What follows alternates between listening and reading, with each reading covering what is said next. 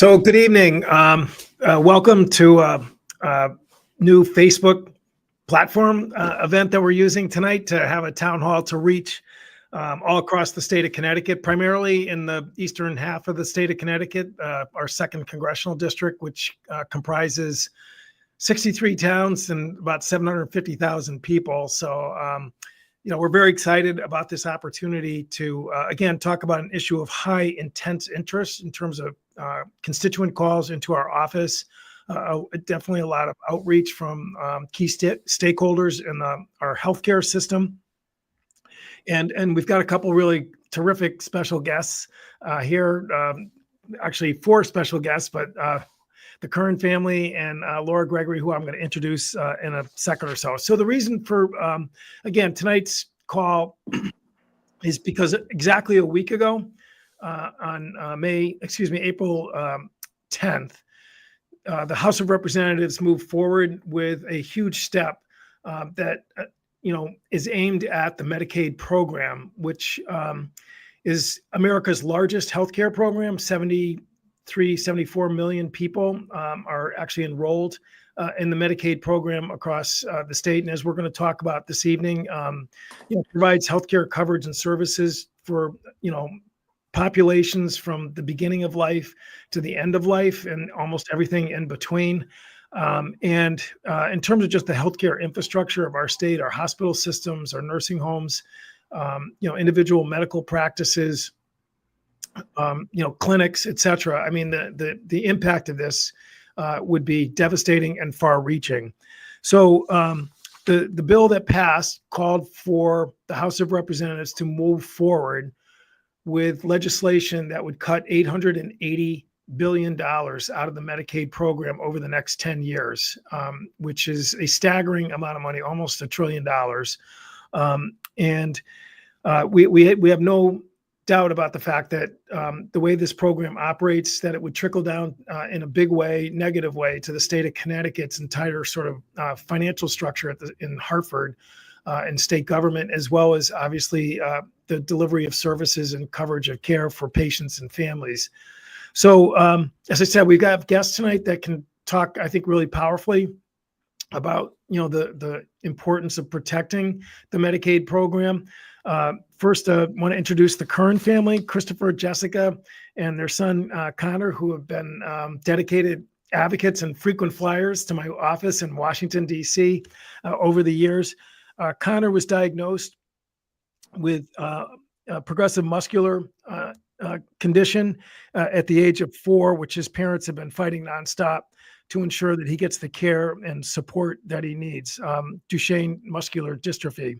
So again, I want to thank the Kern family for joining us this evening. Again, give you a chance to talk a little bit about yourself, and then I'll introduce our other guests, and then we'll get back into questions that I think really are going to be the meat of tonight's discussion. Thank you, Representative Courtney, for giving us this opportunity to share how critical Medicaid and NIH funding is for Connor and his future. When Connor was diagnosed with Duchenne muscular dystrophy, our world was turned upside down. We were told he would face the progressive loss of muscle mass, leaving him unable to walk or use his arms or even hug us eventually, and that this disease would ultimately take his life in early adulthood due to heart and respiratory function and failure. Cuts to NIH funding would slow or even halt vital Duchenne research, which is simply not an option for kids like Connor. Time is not on their side, and every second of every day, their muscles are deteriorating, but their hope for a cure and an effective treatment remains. Parents across America with children who suffer from a life-limiting disease like Connor ask the same heartfelt question to their doctors: will the cure come in time for my child? That question echoes across the country for everyone touched by these challenges. It's not a red or a blue issue. It's a red, white, and blue issue, embodying our shared hope for health and healing. We all have a stake in supporting the groundbreaking NIH-backed research that drives cures, establishes American leadership in biotechnology, and keeps our nation competitive on the global stage. Medicaid is equally essential for families like ours Connor is a straight A student with big dreams of attending college and forging a path as a productive, contributing member of society. While the challenges presented by Duchenne do not hinder his potential, they will cut into his dreams and they will create barriers that will derail his future and ultimately shatter his dreams. Without the essential support of a personal care assistant provided by Medicaid, he would not have the ability to navigate college life. As hardworking, middle-class Americans, a first-grade teacher, and a municipal worker, we rely on Medicaid to manage Connor's medical costs. His cough assist machine alone costs $12,000, and his physical therapy and medications are exorbitantly priced. Without Medicaid, we couldn't afford these treatments, leading to more emergency room visits and hospitalizations, which would be devastating for Connor and life-threatening for thousands just like him. Cuts to Medicaid would reduce access to timely and preventative care for thousands in our state, causing manageable conditions to become acute conditions. This would burden hospitals, leading to increased admissions, reduced access for everyone to timely care, and overwhelming the already strained hospitals.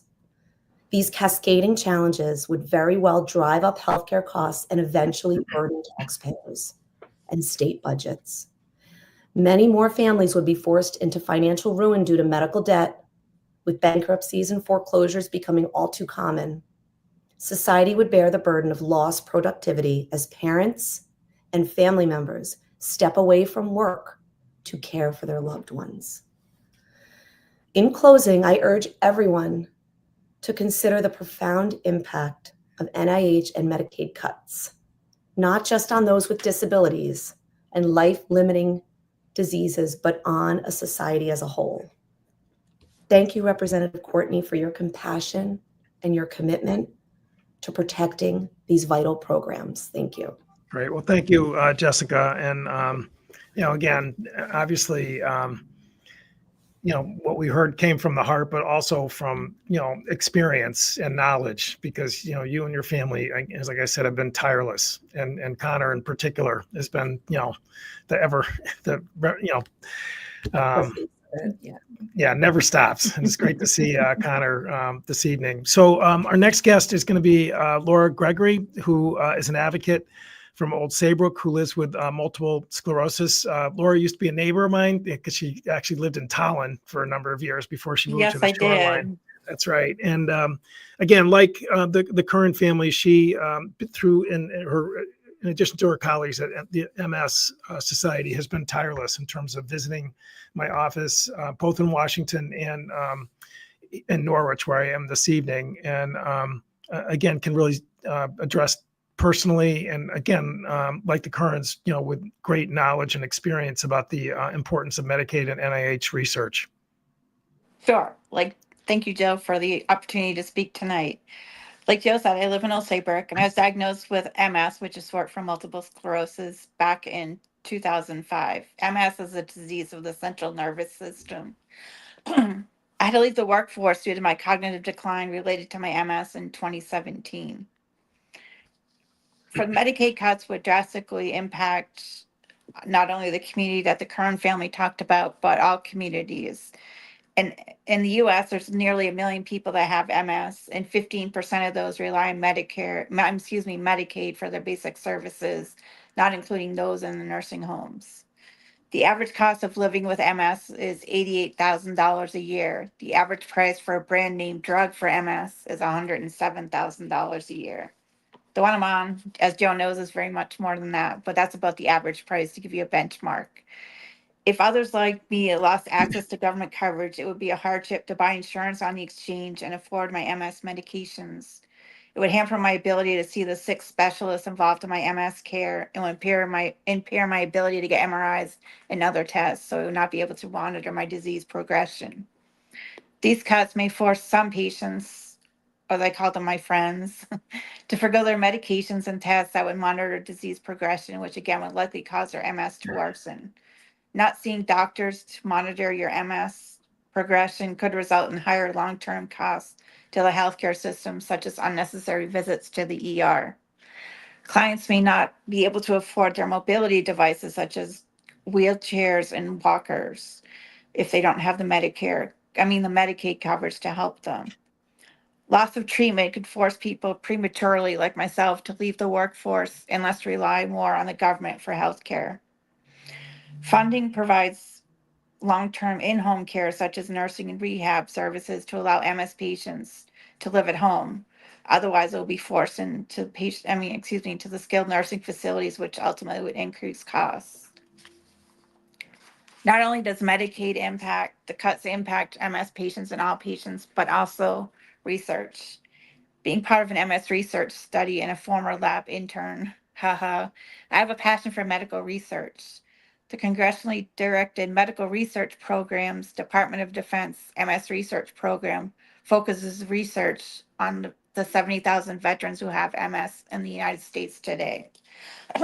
This high risk, high reward type of research has resulted in finding things like a biomarker to monitor MS disease progression, which ultimately will reduce costs because a blood test is less expensive than a spinal tap or an MRI, and also less invasive. The MSRP has also resulted in 4 issued patents. If we had our continued funding, there's more hope for breakthroughs that could be found. NIH funding is also important to us as it's the world's premier biomedical research institution. In 1993, the first disease-modifying drugs or medications for MS entered the market. Today, because of NIH funding, we have over 20 medications available for MS patients, and we're seeing slower disease progression. Overall, the lack of NIH funding will stall research in treating disease, restoring function, and finding cures for all diseases, including MS. Thank you, Representative Courtney. Well, great. Thank you, Laura. And again, just to go back for a second, what I mentioned at the beginning is that the measure that passed the House by only 2 votes, by the way, it was a nail biter till the end in terms of the Speaker dropped the gavel and declared the bill passed. It is part of a 10-year budget plan, which is going to do a number of things, extend the high-end tax cuts for the top 1%, which is a very expensive undertaking over the next 10 years, and to offset some of those expenses and costs to the deficit. This proposal to instruct the Energy and Commerce Committee in the House, which has jurisdiction over Medicaid, to find $880 billion in savings is what, again, is driving the fact that so many advocates, like our guest tonight, are really stepping out publicly and courageously to really, warn the country that we really just can't take this path. So the way Medicaid works, it's a joint state federal funded program. 50% of the funding in the state of Connecticut comes from Washington, which is matched by the state of Connecticut. Last year, 2024, the Budget Office in Hartford, the Office of Policy and Management, basically reported that $6 billion came into the state coffers as part of the Medicaid program. If you run the numbers in terms of what an $880 billion cut over 10 years would do to the state of Connecticut, it would reduce the federal share that comes into the state by $1 billion a year. So, if you do the math and it's a 50-50 match, that's actually a $2 billion cut to the state of Connecticut's Medicaid program. One alternative, which some people have talked about, is, well, the state can just make up the difference. But even though we actually have a pretty healthy situation right now financially, the state rainy day fund would run out of money with a blink of an eye if the state had to step up and fill the hole that this proposal would create. So what that means, is that because the state really does not have the financial capacity to deal with a cut that big, is that they would have to go into the program and find ways to save money, which means that there's going to be a number of choices, one of which is to basically scale back coverage of some of the services that we already heard about this evening as a potential target, reducing eligibility for people in the state of Connecticut who now qualify for Medicaid, and many of them are working people. I was with Sean Scanlon the other day, the state comptroller, who said that it is well over 60, closer to 70% of people on Medicaid are actually gainfully employed. So the notion that, Medicaid is for people who can't, who don't work or can't work is actually a fallacy. That it supports people who are actually in the workforce and contributing. 40% of the live births in the state of Connecticut are covered by Medicaid. In Eastern Connecticut, which I represent up in the quiet corner, I was with Day Kimball Hospital, over 50% of the live births are covered by Medicaid. If you look at the, mental health, behavioral health, substance abuse programs in the state of Connecticut, again, it is a workhorse in terms of providing essential services for people who are suffering from addiction. And we are making headway in terms of reducing overdose and deaths from overdose in the last few years. If you remove Medicaid support from that, we are going to go backwards. And so, lastly, I would just say the disability community who have come out strong at a big rally in Hartford and showing up again publicly to talk about the fact that, whether it's the ARCs, whether it's other disability communities, the threat to Medicaid is really life or death for them, and that is not an exaggeration. They have powerfully articulated that. So we have a slide here which I'm going to ask my team to bring up. This shows actually the breadth of the opposition to this proposal.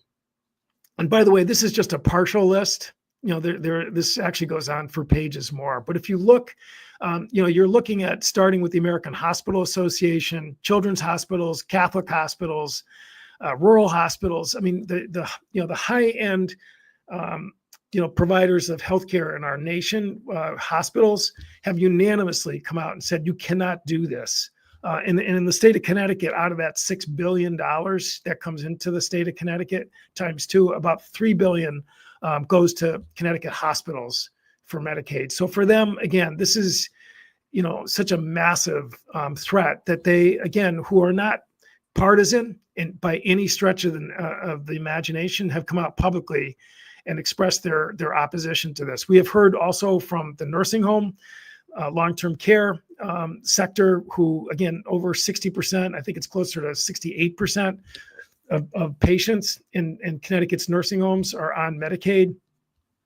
Again, you can see there's a whole series of, medical provider groups, family physicians, pediatrics, patient groups from Cancer Society, to obviously MS and, Autism Speaks have all come out very strongly in opposition to this. And as I said, the list is actually even longer.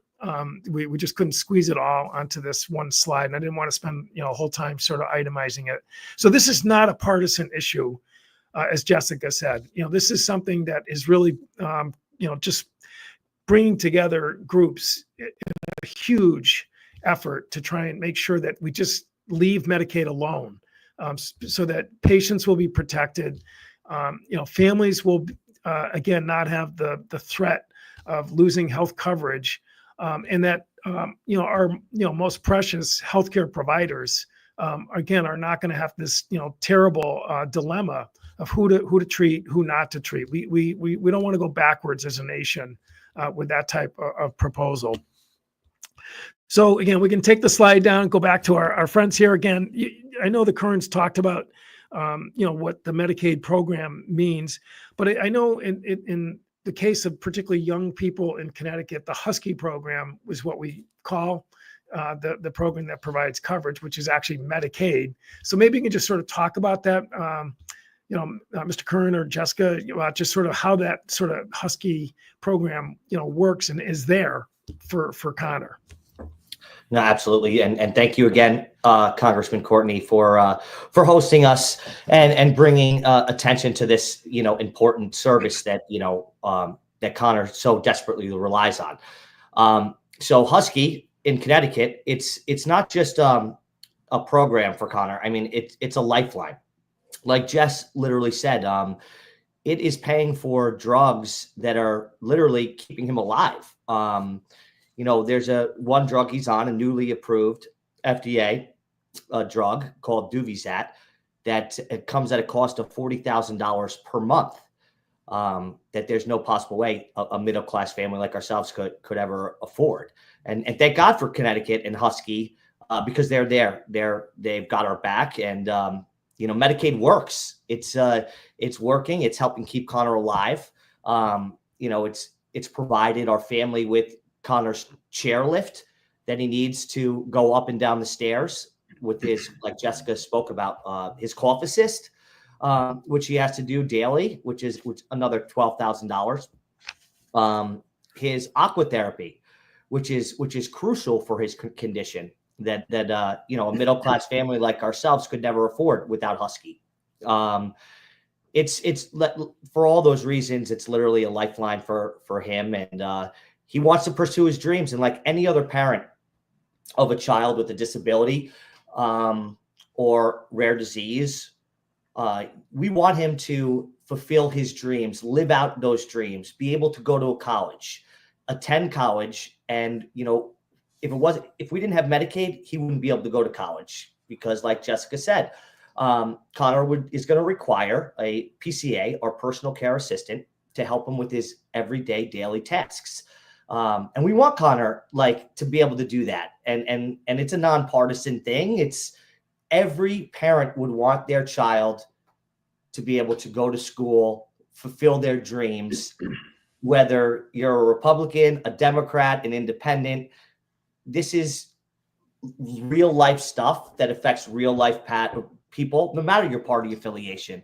And we really just deeply care about Connor, want him to pursue all of his dreams and go to college, get a job, and contribute to society.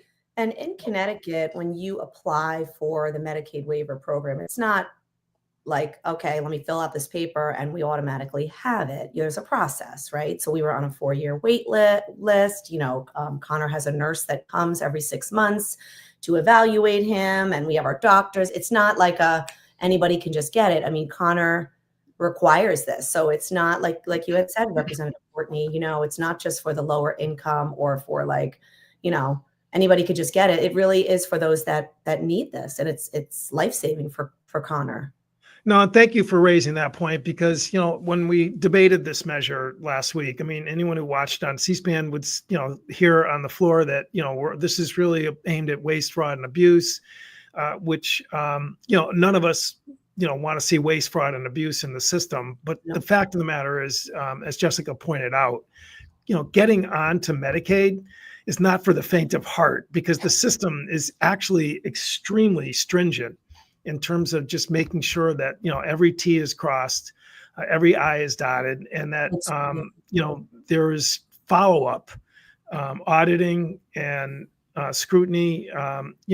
There are cases where, we know some medical practice groups have, sent in phony billing, but, the state of Connecticut has a whole unit at the Attorney General's office that can also prosecute people who are doing this kind of, theft and get, go to jail for it. So there's no way you're going to find $880 billion out of a system that already operates very lean and mean in terms of, and people who live in it, and the provider community will tell you that you're never going to get rich off of Medicaid reimbursement. It is of the, private health insurance, Medicare, and then Medicaid. Usually Medicaid has the lowest rate of reimbursement of those three major sort of income streams into the healthcare system. And we buy out of pocket. Right? No, I said there are things that we buy out of pocket. We don't want to exhaust the system, because that's just, we really try to not put everything on Medicaid. There are things that Chris and I do pay for ourselves when we could go through Medicaid. So Laura, again, we heard the Kearns talk about the fact that Medicaid does have the ability to pick up some sort of services that maybe traditional insurance doesn't include, things like transportation.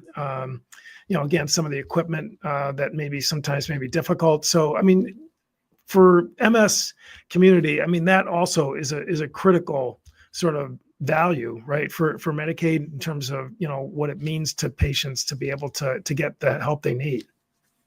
Right, because a lot of times they do need transportation help or in-home nurses that help them to keep them out of the hospital. Not most, but a majority of the people that have MS, it's more physical issues. I mean, mine are all cognition, but it's more physical, like walking or moving around. So they really do rely on those in-home services to do that. And then they, like the current family, they do rely on the Medicaid for durable medical equipment or canes or walkers or electronic wheelchairs that they have, because many of them are low income and they can't afford the extra things that insurance won't pick up. Right. So now we got a number of questions that were already submitted to the office on Facebook that, you know, wanted to sort of run through. And again, I would certainly encourage my guests to jump in, you know, and some are directly, you know, connected to what we've already been discussing this evening. Some are, again, part of the whole Medicaid discussion. That, you know, certainly we want to make sure people get an answer to. And by the way, we'd encourage people after this evening, if you have, you know, additional questions, you know, please either through the Facebook comment section or just contacting our office. We're happy to follow up with you. So one question that I received tonight was from Crystal from Storrs, Connecticut, home of the Yukon Huskies. And it asks, can you please address how you're trying to protect science and public health funding? Which, again, you know, our guests tonight have talked a lot about the NIH, you know, importance in terms of the work that they do. I mean, there's another sort of, you know, unfortunate trend that's going on out there, which is that the administration announced midstream cuts to public health funding.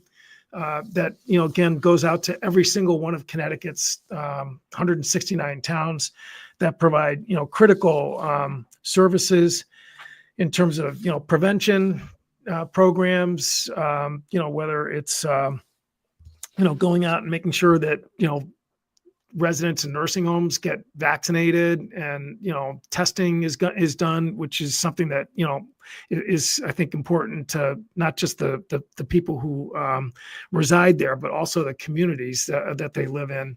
And, you know, they have crisis call centers, local substance abuse prevention efforts, community health worker initiatives, which again helps every population in a town like that. So in the state of Connecticut, Governor Lamont and his team, you know, when this announcement came through that the funding for public health programs in the state of Connecticut were just going to be cut off mid-budget year, the number that they announced that it would, the hit that we would take is about $150 million of funding. Again, this goes directly into local communities. I mean, it passes through the State Department of Public Health, but it ends up in all of our local communities. And certainly during the pandemic, I think we learned the value of public health workers in local communities that were out there. So in response to that, our state attorney general, William Tong, along with some of his other attorney general colleagues across the country, have filed a lawsuit to overturn this decision. And again, it's the basis of the lawsuit is just simply this money was lawfully appropriated by Congress, which is our Article 1 authority in the Constitution. And the executive branch does not have the right to reach in mid-budget year and just impound the money. That's the term that's used, impoundment. And there's actually a statute on the books that goes back to 1975 that bans executive branch impoundment. You know, again, I think William and his team are doing a great job with some of the other, you know, claims that they've already brought in federal district courts around the country. But again, in terms of, you know, what's being done, you know, our AG is leading the charge, certainly in terms of trying to reverse that. And the same is true about the cutoff by National Institute of Health of different grants that we, again, heard about this evening. And once again, the attorney generals have filed suit. It's the Commonwealth of Massachusetts versus NIH. And there's a sort of a companion lawsuit that's already pending right now. And one of the temporary restraining orders that was issued by a judge actually blocked some of the impact of that order, which is, at least, where people are using the judicial branch to try and protect against some of this critical funding. But again, our guests here tonight who have talked about the NIH funding and how it's important to keep this, research going, just because it's a long game. It's not going to, you're not going to get a result, in one budget year. I mean, if you turn off the effort and people sort of fade away who are working on this, who are incredibly talented and high skilled, you're losing momentum towards some of the solutions. And I think we heard from some of the guests tonight about some of the progress that was made. I think Laura talked about, the testing that was done by the Department of Defense medical research, and the Kerns maybe can talk about that as well. Yeah, Laura was talking about actually CDMRP, I think, congressionally directed medical research program that actually, did take a hit. This is medical research that's groundbreaking, that has helped Duchenne muscular dystrophy and multiple sclerosis and cancer.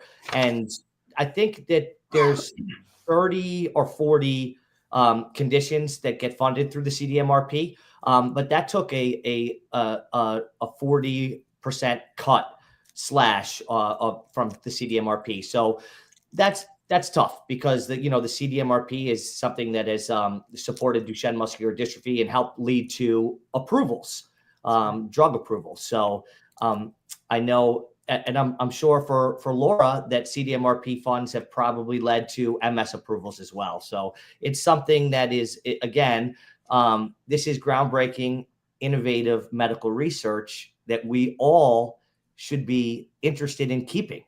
For everybody knows somebody that's affected by cancer, and cancer's on the list of the CDMRP: colon cancer, prostate cancer.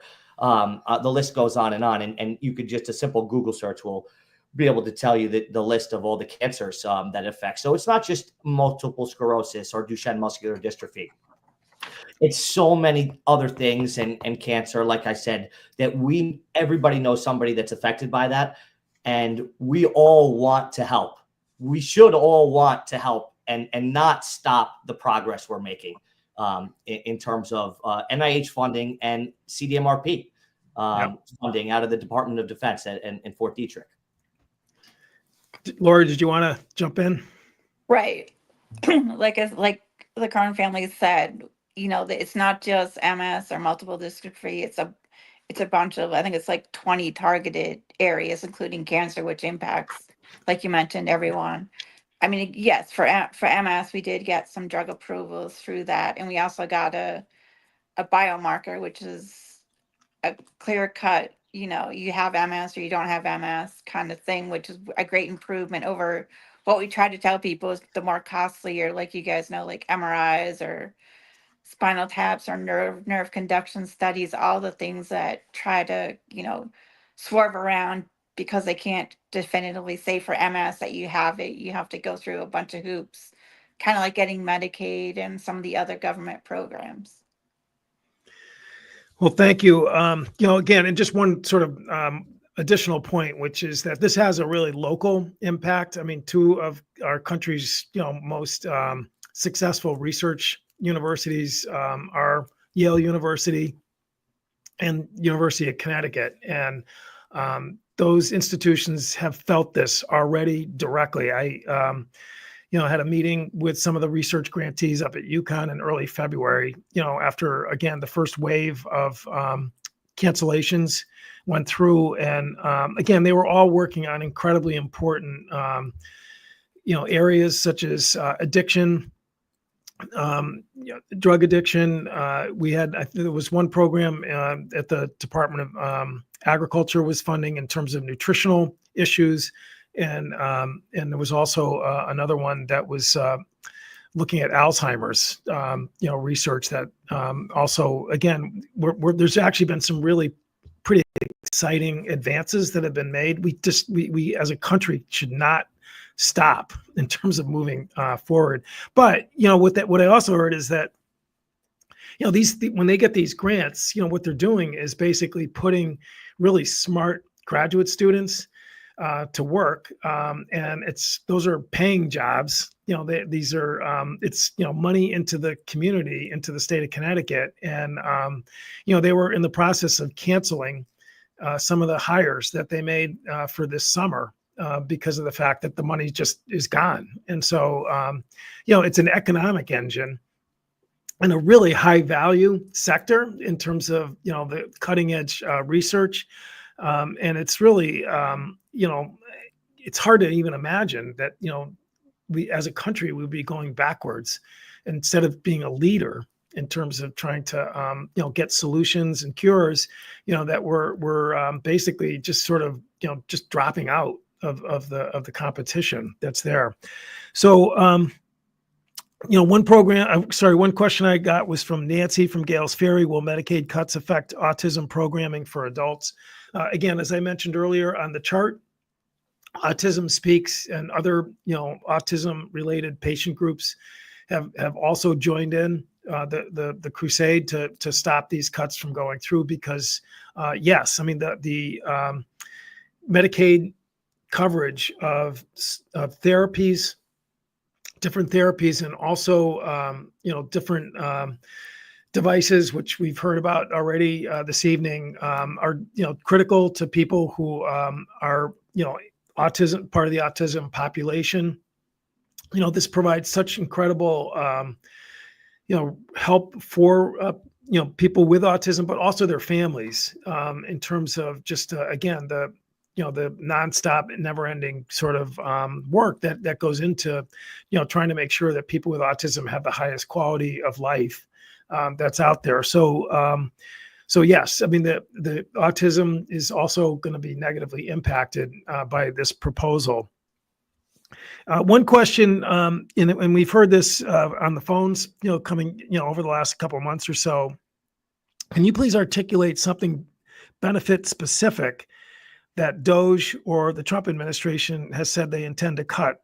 Merely cutting staff is not cutting program funding. And again, I get that question a lot, is that, there's been a lot of focus about DOGE, the so-called Department of Government Efficiency, who has gone through a lot of these agencies and just, and indiscriminately laying off people, particularly aimed at sometimes the younger, newer staff, the probationary employees. That was actually my guest to the State of the Union, was a Marine Corps veteran from the town of Vernon, where I live, who was 5 days away from completing his probationary period as a federal employee in the Department of Treasury.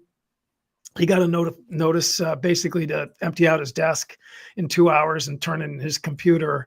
Again, he was hired as part of a veterans preference program, which goes back to the end of World War II, had nothing but perfect, excellent scores from his supervisor. And Gabe, has a wife and a 6-month-old at home, and his life was just completely turned upside down. So I mean, personally, I would feel, just want to make sure that people understand that, some people talk about staff cuts like it's, not, that significant in terms of, the government. But, the fact of the matter is you're eliminating hardworking, really talented young people who wore the uniform of this country and who basically were relying on government veteran preference hiring programs and have just basically been just sort of, kicked to the curb. That's there. But there's no question that this Medicaid bill that we're talking about here tonight is not about staff cuts. I mean, barely at all, because, Medicaid is money that goes out to states, local communities, and patients. It's not something that goes to a bureaucracy that's staffed by, thousands of federal workers that are there. So, the question is, where the comments made, cutting staff is not cutting program funding. I mean, I would maybe dispute that a little bit, but nonetheless, what we're talking about here today is not about staff cuts. It's about a program cut, and the program is called Medicaid. And again, I don't know if anyone else wants to jump in, but I mean, that's a program, not a staffing budget plan. Right, it's the patient that it impacts, not just like a numbers or an economic decision. It affects the person personally. I think Could be your neighbor. Yes, I think Representative Courtney and Lori said it perfectly. This is Medicaid is probably a very low percentage for staff. It's really services, and 880 billion from energy and commerce. There's some services that are going to get cut, and Laura and Connor can't afford not even a 10% reduction in cuts, because that would affect their lives. Especially, or a cap. Just say, okay, we're going to cap it at an arbitrary number. In 3-4 years, Connor's medication, he hits that cap, he's cut off, it's over. And that's not fair. That's not fair to Connor. That's not fair to Laura. That's not fair to any American that needs these services. And again, they're services we're talking about. So essential services that are a lifeline for Connor and Laura and millions of others of Americans. So, yeah, and just to follow up on your point, I mean, when you mentioned the cap, I mean, that's one of the proposals that we are going to be watching very closely when the Energy and Commerce Committee, brings out a bill. Because one way that people are saying, well, you can save money in Medicaid by putting a cap or capitation on how much an individual patient can actually receive through the Medicaid system. I mean, when you think about it, that's rationing. That's basically just saying that, patient Joe Courtney, who has some, serious cancer or whatever, we're going to provide you coverage, but we're going to cut you off at, pick a number. And so, it's funny that, a lot of my colleagues who are pushing this Medicaid bill have always, railed against government rationing of healthcare, but that's exactly what capitation is. Mm-hmm. And that's certainly one of the proposals that we are going to be watching extremely closely, because that's, one of the ways you can get to a number as big as $880 billion. Jessica, you look like you were going to say something. I was just going to say, it really, like I spoke about, the hospitals being overwhelmed already, but if patients aren't getting what they need, they are going to wind up in hospitals. Right. And they're already overwhelmed, understaffed, talk about staffing, all the cuts there, right? It's just going to turn it to be worse off for the state. Right. Ultimately, the taxpayer. Yeah. Right. Right. No, that's right. I mean, hospitals get overwhelmed. So a couple more questions, and then maybe we can wrap it up here. But one is a question, Sherry from Waterford. I rely on Access Health Connecticut for my health insurance. What is being done to protect that? So Access Health is the health exchange that for people whose income is too high for Husky, can get coverage with a subsidized premium for most people. It's up to 400% of poverty or even higher. It's actually, it's even higher, that provides people with insurance. I met with the director of the program last week, and he indicated that in Connecticut right now, we're up to about 150,000 people are covered under Access Health. So it's a big population. And key to making the program affordable for people who in most cases are buying their policies individually is the federal subsidy for the premiums that they're paying. And, we boosted those premiums in 2021 and have been extending that boost, which is one of the reasons why the enrollment has gone up, because it's become a much more affordable health plan for people. The budget reconciliation bill that we're talking about here this evening, one of the ways that they're looking to cut is to eliminate those higher premium subsidies, which is basically a fancy term for basically saying you're going to have to, it's a lot more is coming out of your pocket in terms of having to pay for the premium. We're going to lose people because they're just not going to be able to afford insurance coverage, which, to Jessica's point, that's just going to end up, with uncompensated care that's showing up in hospitals if you take people out of health plans that are affordable. And when you talk to people who enroll folks in Access Health who use this program, I mean, a lot of them are small businesses, self-employed individuals who, if they go out into the regular health insurance marketplace, I mean, the premiums and the deductibles are just out of sight. And Access Health now is sort of helping that population get health coverage, which is a really good thing to help, people pursue their dreams who, are small businesses or self-employed people who are artists, writers, that who never could really get health insurance. I mean, Access Health has been just a godsend. So the last question is, when does Congress plan to act to protect these vital programs, which is the question of the day when you sort of boil it all down here this evening. And so, as I said, the vote was last week, literally a week ago this evening. Easter break is happening right now, both House and Senate. But when we get back in town, the Energy and Commerce Committee, which is where the action is going to be on this proposal, is going to start on May 5th. Okay, so this is really going to move pretty fast, in a matter of just really a couple of weeks in terms of, when this proposal future is going to be decided in terms of whether or not it's going to move forward. As I said, the measure passed by only 2 votes in the House last week. It was 216 to 214. I mean, all literally would have taken as one person in the majority, and the bill would have died and stopped.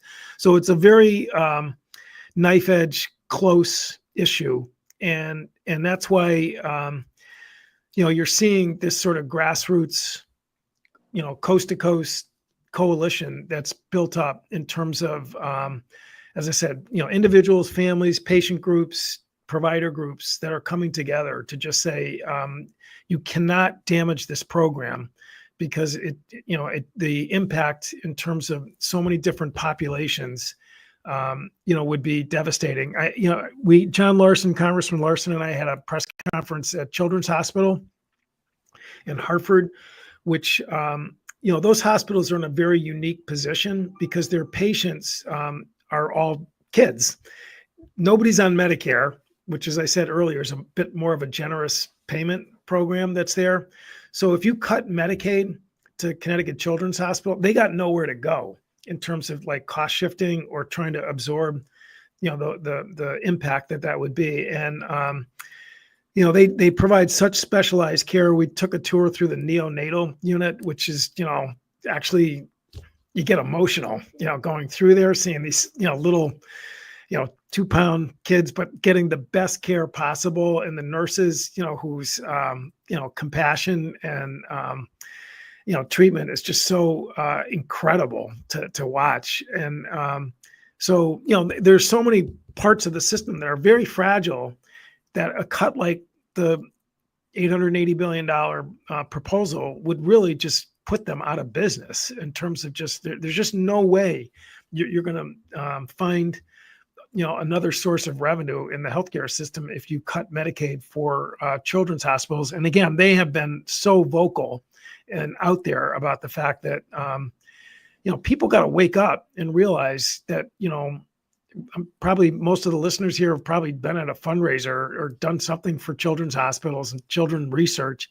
But, you're putting all of that at, really serious risk of going in a really catastrophic direction that's there. So anyway, our office is definitely available. If people have questions between now and the week of May 5th, when, I think, like I said, the action's really going to resume. And, one question we get a lot is, how do I track all these lawsuits that are out there? Because there's a lot of them, in terms of different issues. There was a really good website, Just Security, which tracks them all. And my staff is going to basically put up on the board, the website so that people can, scroll through. And it covers so many issues that are out there right now with all the executive orders that have been, put out there. So, definitely encourage people to sort of track that. And in terms of the legislative process, for those who are listening in other parts of the state, call my colleagues from the other districts, but certainly you can call us to get, sort of real-time updates in terms of just what's going on. And, just want to end by, again, giving the floor one last time, maybe to the Kerns and to Laura Gregory. If you have any parting comments, I'll say goodbye, and then everyone can have a good evening. I think it's just to reiterate that Medicaid cuts impact the whole gamut of the population, and it's real. Like we keep talking about, it's your friends, your neighbors, your family members. And you have to keep that in mind. And also research, again, impacts a wide variety of people and it makes things better. And at the end of the day, I know the other side of the aisle, Joe, likes to think about the dollars and cents. Ultimately, if you don't take care of people now, it's going to cost you more money in the long run. And we all want to, be able to have productive and enjoyable lives and be able to, get better or at least maintain what we have. Great. Thanks, Laura. Yeah, I just wanted to thank all the listeners, everybody, like Laura said, on both sides of the aisle that listened to our family story, Laura's story, and especially to Representative Courtney for your commitment to protecting these vital services for families like ours, because it means the world to us. And these are real stories that have real life impacts that really are, it's essential healthcare that we really need. And thank God we have Medicaid and it works.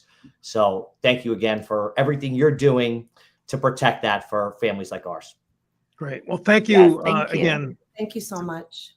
Yep. Great to see you guys again. Good to see you, Connor. Keep up the good work at school. And you're always welcome. I think we may have a new challenge coin. We can maybe, scrounge up for you on your next visit that's here. And Laura, again, it's always a pleasure to spend time with you and, admire you so much for your persistence, in terms of, the cause that you've been fighting for so long. So again, thank you again for listening. We put up on the screen some of the, follow-up links and websites for additional information.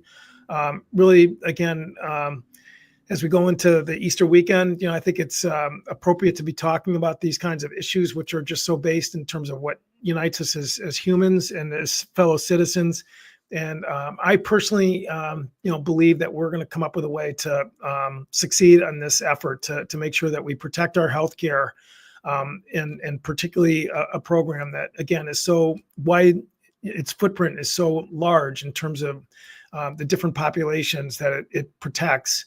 But it's not going to be protected by itself. We all have to work together, speak up, talk to our friends and neighbors, and obviously hope that message and work to get that message all the way up to Washington, D.C. So thanks for listening and have a good evening.